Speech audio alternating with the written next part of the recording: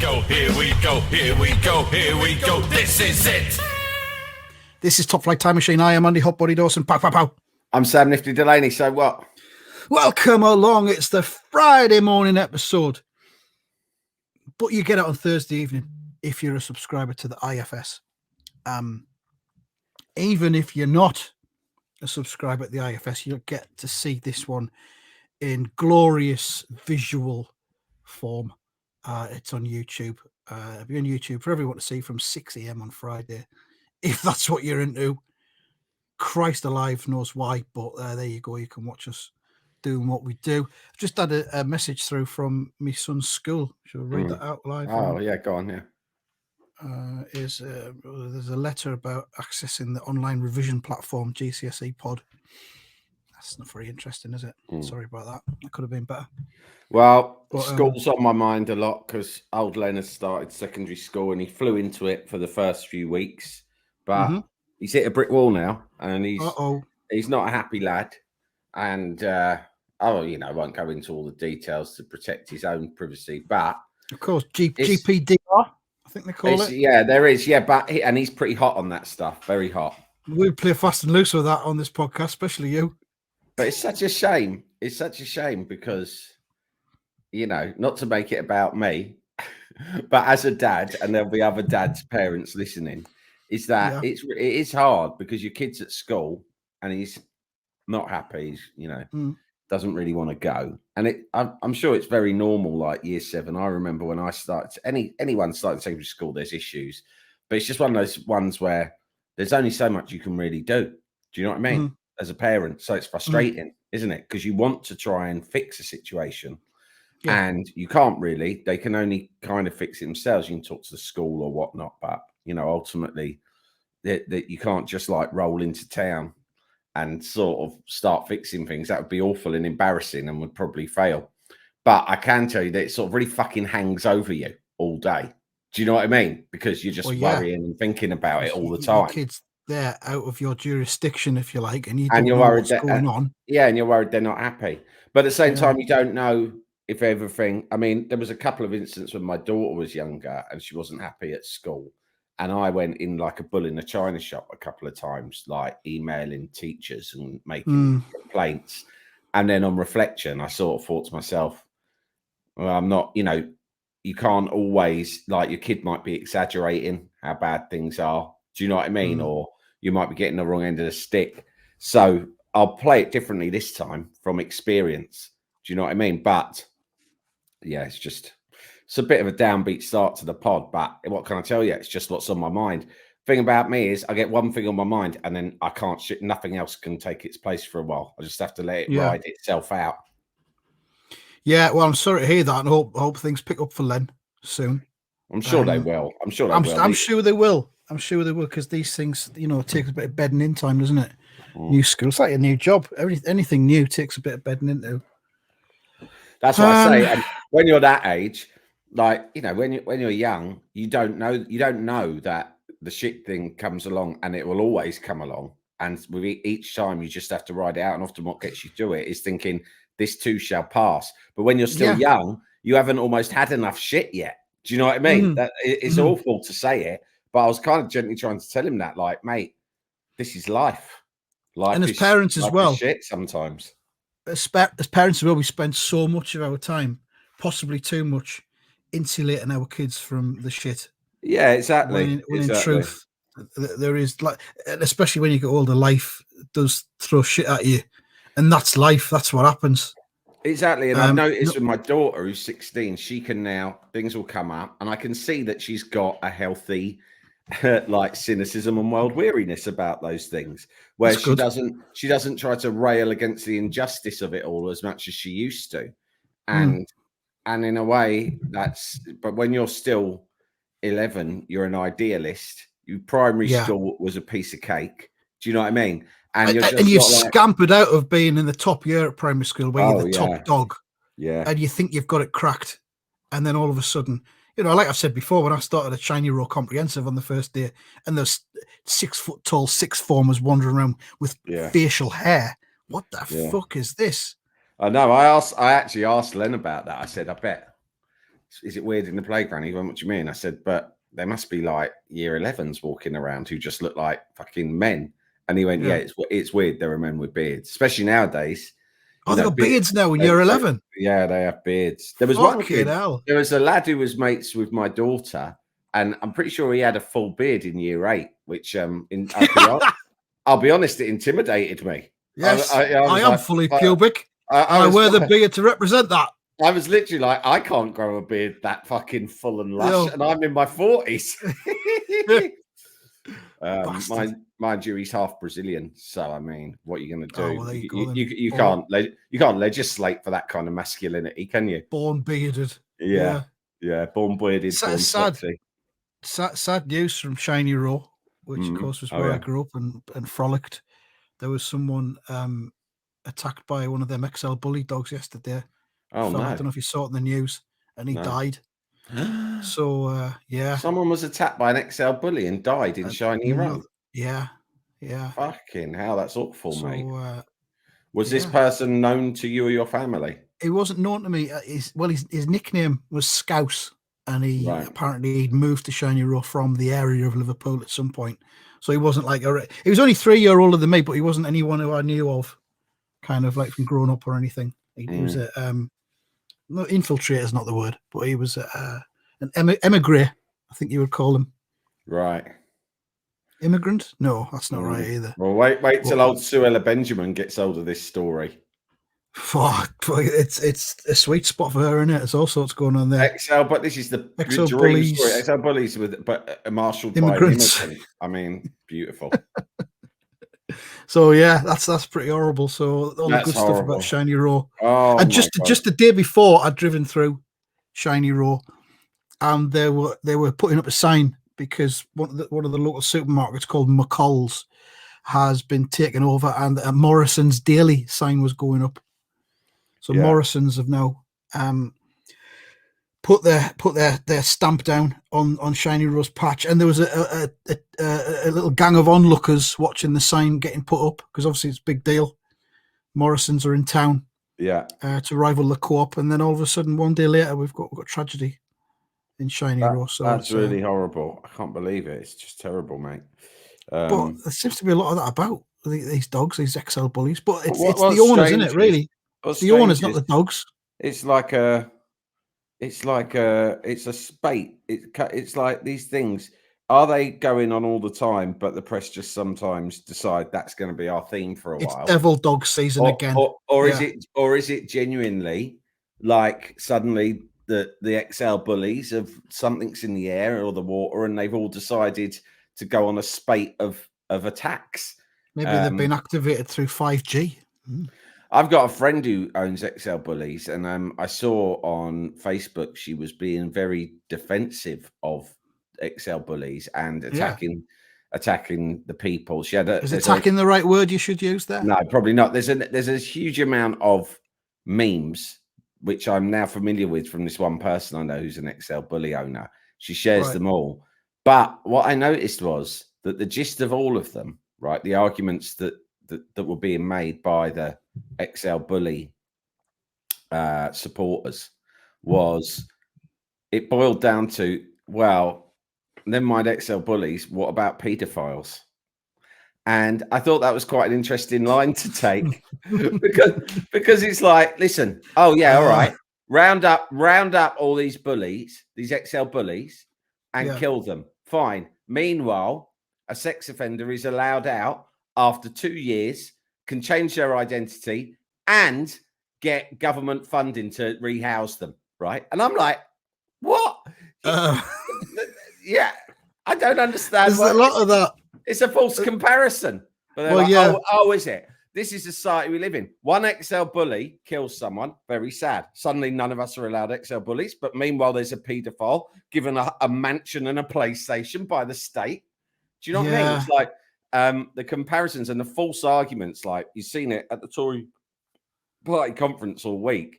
It's actually really funny because they keep making things up that don't exist, and either claiming that it's a Labour policy or that it's just something that exists in society, and attacking it and going, we won't let this happen anymore, even though they are the government and have been for 13 years. So whatever's going on has been happening on their watch anyway. And it's really interesting because there was a clip going round of like one government minister just claiming that that they're going to get rid of Labour's meat tax, but this is the one I was going to talk about. There's the no meat Labour tax. meat tax. There's no. I don't know what it is. I've heard a lot about it. I don't know what it is. And then there was what's the name? The sexy one, Penny Mordaunt. Penny Mordaunt. Stand up and fight. Stand up and fight, which is genuinely the strangest fucking speech I've ever seen. Wasn't it? Right? Yeah. But both things reminded me loads of that thing in Alan Partridge where he's interviewing the farmer who's played by Chris Morris. And he just starts making shit up about genetically modified chickens who are 6 feet tall, doesn't he? Yeah. Just because he doesn't know what to say. He's done no research. So he just starts making shit up. And but that thing about meat tax was exactly like that interview. I don't know if anyone shared that on Twitter and said, look, this is it. But it's an extraordinary, like, public discourse has come down to a lot of that, hasn't it? It's just like making it reminds me of the time when, like, my brother's ex-wife was sunbathing in a park near our house, like my mum's house. And she'd gone around for a sunbathe on a hot day, but me and my brother were in the house. And suddenly she knocked on the door, right? And she was crying.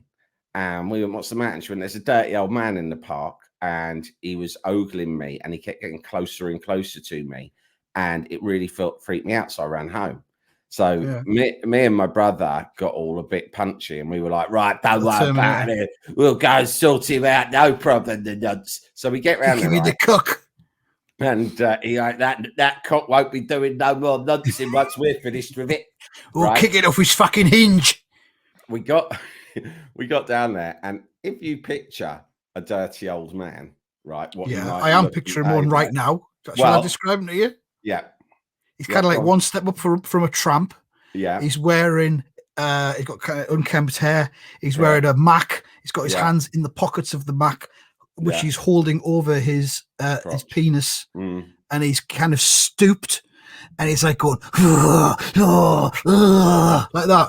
What you've just described is almost precisely like the man we discovered in the park. I'm not joking. It was a boiling hot day, and he was wearing some sort of like Mac, right? Yeah. And he looked boiling hot. His hair was very unkempt. He stunk. Greasy. It was black, greasy, ratty hair and a ratty sort of like stubbly beard. Anyway, he's still there, the madman. So we've gone up to him, guns blazing, and said, "What's all this?" Right? And he's obviously denied it. And then we've carried on at him, and he's given it this one. Anyway, you two can fucking talk. And we went, what? What do you mean by that? And he went, I've seen you up Soho in them mucky films. And I'm not joking. That's incredible. It was amazing. It was like, you know, when Darren Brown, like I've told you before about when I interviewed Darren Brown, and he told me this technique that when someone's being aggressive with you, you can say something so strange and random. They call it, them off whack. Yeah, it's like it's a distraction or a suggestion. And it's just what it did. And we went, what? There was a long pause as we tried to compute. So you go, you can fucking talk, calling me a pervert. I've seen you in them mucky films up Soho. It's disgusting what you two get up to. And then we entered into a row with a dirty old man in the park about whether or not he had seen us in mucky films up Soho. And effectively, we'd gone there ready to like kick the shit out of him, which once you saw him, you kind of quite really realized there's no way you could do that and keep your dignity, because he was like a broken man, right? Yeah. And at the very least, it would have to be just one of you while the other one watched. Yeah, exactly. It would have. There's no like he wouldn't have. It would be like beating up Mr. Burns. Do you know what I mean? If Mr. Burns was a vagrant, and so we weren't going to do that, but we did want to shout at him and reprimand him. But within 1-2 minutes, he was dancing rings around us. Because it just hit. It blindsided us with an accusation of being porn stars. He'd clearly done this before, Sam. He was ready for you. It was incredible. And I would say that was the early 90s. And to this day, my brother and I still fairly regularly text each other out of the blue with the words, I seen you up Soho in those mucky films. So that man... that man and his psycho fucking emotional bullying techniques, right, has lived with us ever since. 30 years, over 30 years ago, and we're still claiming to have seen each other up Soho in the mucky films. And where's he now? Probably dead. And I'm saying it's only a matter of time before I think the Tory conference is over now, right? But it's only a matter of time before one of these cunts, when they're being dragged over the coals by a determined journalist interviewer, they go, well, how can you... Emily Maitlis, for example. So let's say Emily Maitlis, the next time she's going, well, Prime Minister, how can you account that under your watch, the economy has dropped by this %, crime has risen by this extent, and the health service has this amount of waiting list? How do you explain that? And he just pauses and looks at her and goes, well, you can talk. I've seen you up Soho in them mucky films. And she goes, I beg your pardon, Prime Minister. You heard. I've seen them. I'm sure a lot of the viewers have seen them. You're in mucky films up Soho. And frankly, I find that sickening. So who you are to sit there judging me for the job I'm doing? I'm working my balls off every week. I've never been in a mucky movie up Soho or up anywhere else. So don't you sit in judgment of me. Next question. Yeah, that's where we're headed. But the Tory conference, though, it seemed remarkably like performance art. Yeah, almost amazing. Rather than an actual conference where sensible policies were going to be like announced and discussed. It was the high point for me was Suella Braverman standing on a dog's tail. Did you see that? I heard about it. I saw she a was picture of it. Yeah, it was a guide dog stall for some reason that they had at the Tory conference, and she was just stood there, and the dog sat next to her, and she's just stood on its tail. And we'll never know if that was deliberate or not. But fucking dogs. Hell. Get out of the way, you fucking immigrant dog. XL bully cunt. I've got an XL bully. Yeah, well, you're probably an immigrant. I never bit no one. What about the paedophiles? I was born in Neaston. I'm as British as they come. Oh, yeah, well, let's see your fucking papers then. Dogs don't have papers. Yeah, well, that's the fucking half the problem. That's what I'm trying to fix. Unbelievable. God. I mean, I think it's been, I mean, I haven't watched it live on TV, but I've seen so many fantastic clips shared on Twitter. And I think it's been one of the most, I think it's like, do you remember when everyone used to be like into Big Brother, and then X Factor, and then I suppose latterly Love Island, those big shows that everyone get. I don't think there's much, this is on that level. It's like, if it carried on like this, I'd be every year. Kids, come on, it's the Tory conference, gather round. We've got some snacks in. I've invited some friends round. Yeah. It'll be like the way people do Super Bowl parties. I mean, for the first time when I was watching bits of it this week, I found myself thinking, I wouldn't mind going to that. I've been. And just have a look around this time. I've been on at least 2 occasions to the Tory conference, or as I call it, the hoary nonce-front. And it's and I've been to the Labour Party one. Did you amend your lanyard to say I always do. As well? If I was sent twice for work purposes to the. I was for work purposes, obviously. Yeah, but also out of shit. I was thinking of joining the Conservative Party. I thought, what better place to put some feelers out and take a little nibble, dip my toe in the water, than the conference itself. No, I wasn't, but I went down there, and obviously I had to show how begrudging I was to be there. So as soon as I was given the lanyard, I changed it all the time to hoary nonce-front. And it's just like, as you'd expect, it's full of mental. It's just weirdos, fucking weirdos, grasses, and I notice I'm hesitating to say cunts because although there are obviously cunts there, the overriding atmosphere is not one of cuntiness, because some people are very polite. You get funny little old women from the women's institutes that go, hello, oh wow, lovely, and all that sort of stuff, right? So you baked some cakes. Would you like a cake? Yeah, I love a cake. Right. Thank you very much. I baked a cake. It's got a gollywog's face on it because that's not it's not racist. It's just funny. That sort of caper. So it's not like to do that anymore, but you should be. It's not as overtly cunty as I would have imagined, but it's certainly full of fucking weirdos, right? Cunts all rise to the top, I think. It's full of the sort of people who you wouldn't want to hang around with when you're at school or at any other time. And yet they've somehow all got together and formed a gang that runs the country. So I noticed that they've just assimilated Nigel Farage back in this week as well. Oh, I saw him singing. They're talking about him rejoining the party. I didn't even know he'd been a member in the first place. But yeah, I tell you, here's my prediction: Nigel Farage will be the next Tory leader. Yeah, I think I think that's a really strong prediction, to be honest, because they're going to be in a complete mess and they know that the only sort of good period they've had in a long time was in the polls was when Boris Johnson was their leader. Populism, yeah. And Boris Johnson was just someone who was popular because he was a fucking daft idiot on the telly, and people knew he was. They recognised his name and they thought he was funny. Well, newsflash, he's not funny. He was a dangerous, corrupt cunt. He's a cunt, right? But people fell for it, and actually, they're looking at it now, and they're thinking the closest we could get to that. He can't come back because he's been proven repeatedly to be corrupt and unfit for office. The closest we can get to it is Farage himself. And I don't doubt if they get very badly beaten next year, which is a possibility, but no one, you don't want to get too confident, do you? We all remember 1992. You all remember 1992, but clearly, you're right.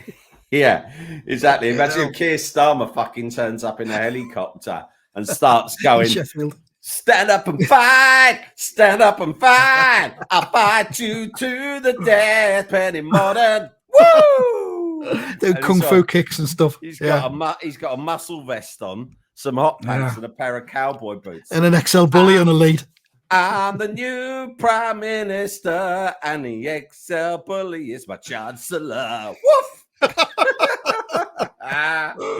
Yeah, because he could get carried away. We've all done it. We've all got a little bit too carried away when we think we've succeeded and celebrate too early. That's what Kinnock did, and that's what Keir Starmer could do. But if they do get wiped Kevin out, Keegan did, wasn't it, in 1996? Yeah, all that stuff. So I think that if they get wiped out, like some people, like clearly they themselves, as the Tory party, have given up. They think because the conference has just been a beauty pageant for the next leader. I mean, all that stand up and fight bollocks, that was not anything to do with the current political situation or the problems we've got, and everything to do with her trying to positioning herself, as like, and Suella Braverman did the same, and Kemi Badenoch, now the bookmaker's favourite, she made a speech in which she claimed that Britain was the best place in the world to be black, which is it's sort of almost got James Brown vibes to it, in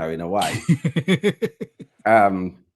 Well, so the soul Godfather of Soul, or the Godfather of Soul. No, he'd make an altogether different speech. No, the Godfather of Soul. Like, I don't know, making grand statements on behalf of the entire of all black people, the black community. Do you know what I mean?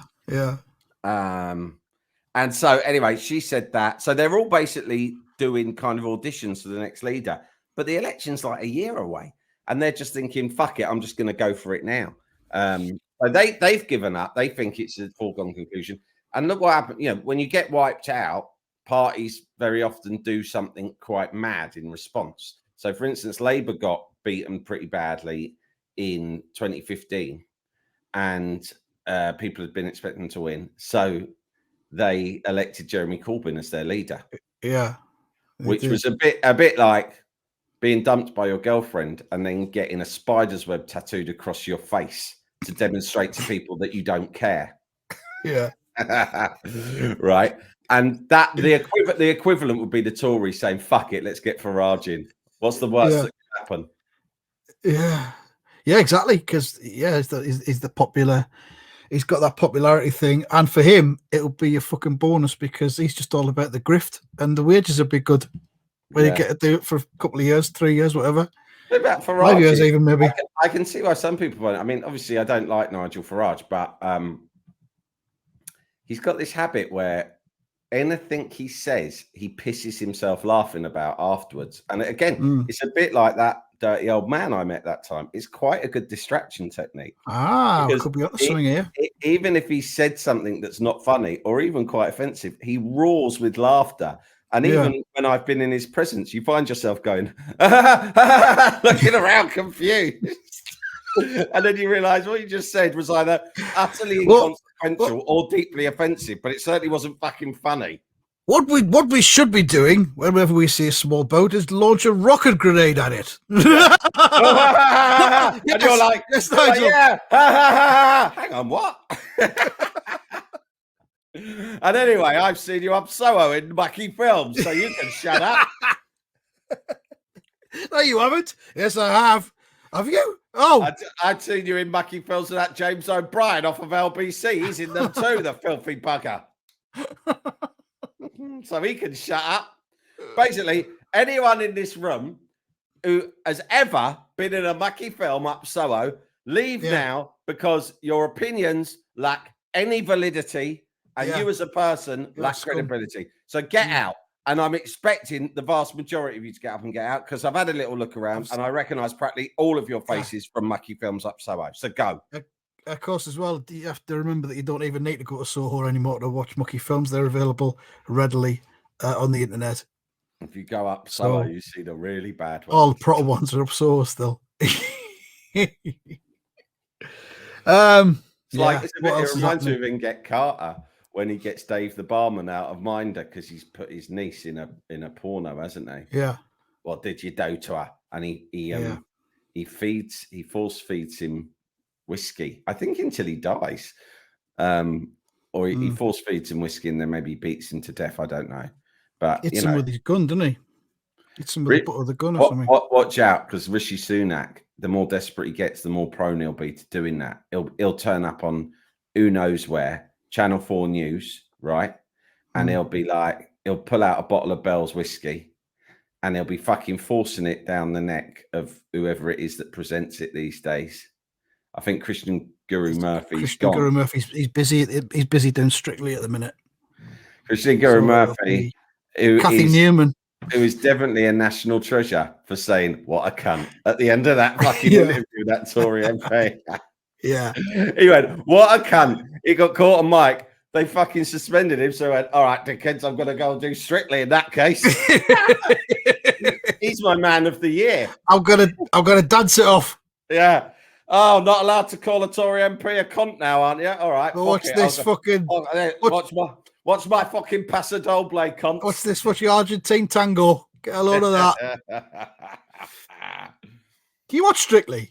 I can't get into it anymore. I used to love it, actually, and then I used to watch it. Thinking back, I used to watch it even before my kids were born, and then when they were younger, it did become that cliched sort of Saturday night. Come on, autumn, quite cozy. Let's watch Strictly, right? And so, and the kids were quite into it, and we'd all be like saying who we wanted to win. And then about 2 years ago, it's just fucking stopped. Just got bored. My problem with it is too long. It fucking goes on forever, mate. Yeah. Plus, and this is controversial, I got nothing against the presenters of it, Winkle Wonkle and Tess Daly, right? Tess d'Urberville. Tess d'Urberville and Henrietta Winkle Wonkle. They're fine by me, right? But I must say, it should be us though, shouldn't it? First of all, it should be us, right? Andy, are you up there with the dancers? Yeah, I am. There's some cunt off a fucking casualty. All right, tell us about the dancing then. Right? But for me, it was about Brucey. I mean, mate, I went once. I sat in the fucking audience, right? Because as a journalist or as a man? No, as a punter. I did sort of vaguely know someone in it that year, right? Right. But she didn't get me the tickets. It was a long time ago, but she didn't get me the tickets. I didn't know that well. She'd come on a radio show I was doing to promote it on more than one occasion. And then one week she said, I can't reveal her identity because there's lots of good things about her, right? But she's gone, afterwards. I'm going, I really like it. I'm bang into it. And she's gone, come down one night and then we'll go for a drink after. Right. Do you want to WhatsApp me the name? Do you want to WhatsApp me the name now while we're you won't believe it, because she is actually a person that is of like personal interest. Is a sort of interest. Anyway, she said, come down for a drink, right? And I was like, oh yeah. Well, as it happens, and she wasn't just saying it to me, it wasn't like, come on. She two things, right? First, the runner, right, who was a handsome young lad, has gone. He's gone. And this was a long time ago, before she was in the relationship she's currently in. Oh, and that's enough. And he goes, you should. He goes, yeah, this runner, nice lad, handsome, very young. And he goes, hey, you know that? What's her name? I go, yeah. She asked me out for a drink. I went, don't be daft. She asked us all to go. Like, us and the producers, everyone go and watch her on Strictly and then go for a drink. I went, no. She came to me personally and said, me and you should go for a drink sometime. And I was astounded. And I said, what did you say? And he went, I said I had a girlfriend. And I said, have you got a girlfriend? And he went, no, but I just panicked. I said, well, you're an absolute cunt, mate. Right. Fucking hell. I was fuming with him. But anyway, so no, my brother, right? One of my brothers is mates, or was mates or matey enough with Bruno Tonioli, right? Of course, yeah. Bruno Toblerone, right? Who is the team cunt? Oh, my brother, the club cunt, isn't he? My brother used to make ads for a living, right? And whenever there's any dancing in an ad, any dancing at all, it was like, get Bruno Toblerone on the fucking phone. He'll come and do the choreography. And he'd been doing that stuff for years, long before Strictly. That was his I think he's mates with Bananarama, going back to doing choreographing them. And they're unchoreographable. They are. I mean, I can't believe that they had a choreographer. But he also, of course, if you watch the I'm Still Standing video, he's in that. Oh, yeah. He is, right? Yeah. He's in that, painted as a fucking leopard, mate. Yeah. Like, it's some video as well. Good for him. It's possibly diveable. It's a fucking diveable video for sure. History box. Bow, bow, bow, bow, bow, bow. Elton's got a fucking piano on the beach in fucking Nice. Yeah. Let's not get too deeply into it now because we should do that. But he's wearing a straw boater. Yeah, off his tits on cocaine. Yeah. Get fucking Toblerone. Here, get on the blower to Toblerone. Fly him over here with 20 fucking muscly dancers and tell them I want them all body painted as wildcats. Meet me here on the beach in 4 hours. And in the meantime, get a grand piano craned in. Lowered onto the beach, helicopter. Mark my words, this is going to be a monster hit for old Elton. But so he'd been doing it for years. So my brother sort of knew him and he said, he bumped into him or whatever, and he's gone, oh, you must come down. So he's got 4 tickets, me, nice one, my brother, his missus, and my missus. We've gone down. Brucey's still in charge. And he's pumped. So he's, it was like Imperial. Well, it wasn't Imperial phase, Brucey, but it was certainly Brucey. What do you think was Imperial phase Brucey? Well, I think it was even before my time, because my favorite Brucey incarnation ever was definitely Play Your Cards Right. Yeah. Okay? That for me is the ultimate game show. Yeah. And I loved him when he did that. But when I think about it, when I watch documentaries or whatnot about like entertainment, it feels to me that his Imperial phase was probably when he was doing the Generation Game in the 70s. Yeah. Which is, I was either not born or I wasn't sentient yet. I vaguely remember it for a few years. Yeah, I mean, I remember Larry Grayson doing it. But then I do remember Brucey came back in the 90s. He did. I did enjoy that. But I think that Strictly was his Indian Summer. And he was very good on it. And I to be honest, I was sort of excited to be in the same room as him. But don't forget, he did ring up Sky News once when I was on Sky News because I made a joke at his expense and he came on air and had a pop at me, which I've told you about before. We can't find online, but I'm telling you, it fucking happened, right? Yeah. But it didn't matter. I admire that though. I mean, I know, it didn't end well for you. I just imagined him sat on the sofa, right, eating his cornflakes. Oh yeah, it's watching fucking Eamon Holmes on Sky. Oh yeah, I like this. Oh yeah, let's talk about news. Good. And then suddenly I've gone something like, wow, Brucey's getting a bit old nowadays, isn't he? And he spat out his cornflakes. He's gone to his missus. Who's this cunt? Literally. Get the yellow pages. Get the yellow pages. Get Sky News number. Yeah. Oh, fuck. Give him a bell. I'm not having this. Who the fuck is this anonymous fucking cunt sat on that sofa? He shouldn't even have the fucking words, Bruce Forsyth, in his stupid looking fucking mouth. And he rang out and he went, that awful man you had on the sofa, I don't know what his name is. He kept saying that. And I was like, Brucey, listen. Nice one. That's good. Brucey, you don't need to play those games with me to make me feel small. I already feel small. I feel small anyway. But then on top of that, in comparison to you, Bruce Forsyth, you're my hero. Were you still on screen at the time when he rang up? Yeah. Did they drag you back in? I was definitely there. I can't remember if I was. I think I had to just sit there and listen to him talk to Eamon Holmes about what a cunt I was. Yeah. Brilliant. Not for that is not for the first or last time that sort of thing has happened. And I just have to sit there and take my medicine. And what gets me through it is that if I was under the illusion that I wasn't a stupid cunt, and I sort of thought, oh no, I reckon I'm quite important, and then it would hit me hard. But when you're operating from a position of I'm a stupid cunt, if someone rings up and says he's a stupid cunt, it's okay because you just go, yeah, that's right. If it's Brucey telling you that, if it's Brucey, it's twice as easy to take. You think, mate, most people are stupid cunts in comparison to you. But yeah, at the end of my night as a guest of Bruno Toblerone, who I didn't even meet, he came over and spoke to my brother, but I don't think I spoke to him. At the end, when they finished, the credits roll, it's all live. You can't go for a piss throughout the whole show, which is really difficult. Right? Yeah. And so you're desperate. Very long show, like you said. But then everyone, you see at the end of the show, all the people in the audience start wandering out onto the dance floor, and all the different contestants come out, and they're all hugging and crying and kissing. And we were in the second to front row, so you could actually see me.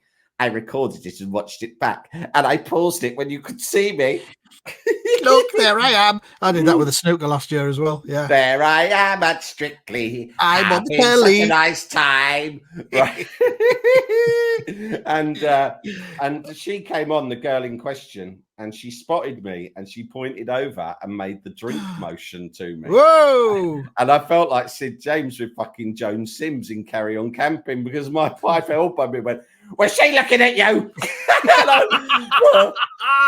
It ain't just me. She wants us all to go out for a drink. And she went, "Well, it looked like you and her had something arranged." And I went, "Nah, she asked the runner out." I blurted it out just to protect myself. It ain't me she wants, it's him.